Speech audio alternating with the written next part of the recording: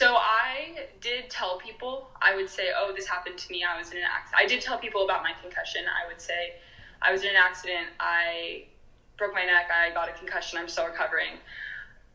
I did not do a good job from the beginning of sharing with my friends. I shared with my family a lot. Like I said, like they all are kind of like in my hometown. My family's really close, so everyone just kind of knew. And they all knew what type of person I was. And obviously, I mean, everyone was really supportive.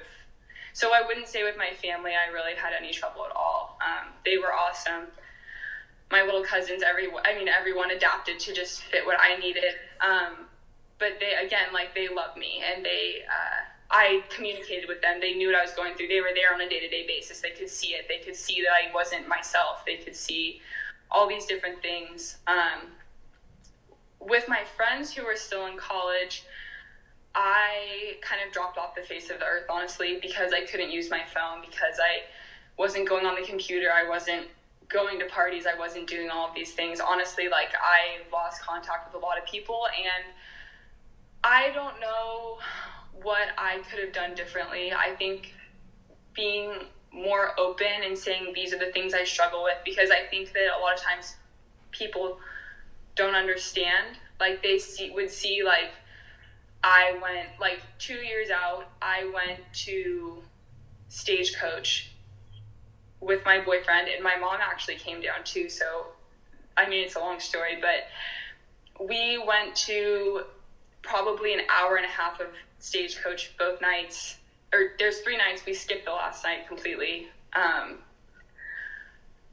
Obviously, I went to Stagecoach, which was huge, but I think that people see that and they're like, oh my God, look at, she's normal. And it's like, no, you don't understand that I actually had earplugs in and I was only there for an hour, you know, like, and my boyfriend's so awesome that he was such a part of it. And I think that, I don't know what I would say like other people could do, because I think for me, a lot of it was just on me. I didn't want to talk about it. I didn't want to share it. I was always like such a, like I said, an independent, like strong person. I didn't want people to see me as like not being able to do anything. So I just kind of like closed off.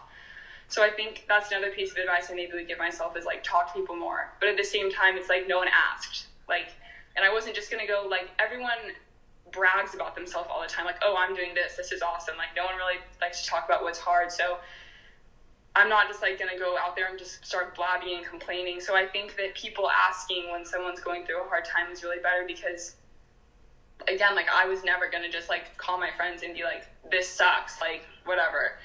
I just chose to just not talk about it. And I also didn't want to talk about it. Like I was thinking about it all the time. So, I think something that could have helped me is if people had asked about it more, had asked like questions to understand, instead of just being like, oh, like judgmental or whatever, you know?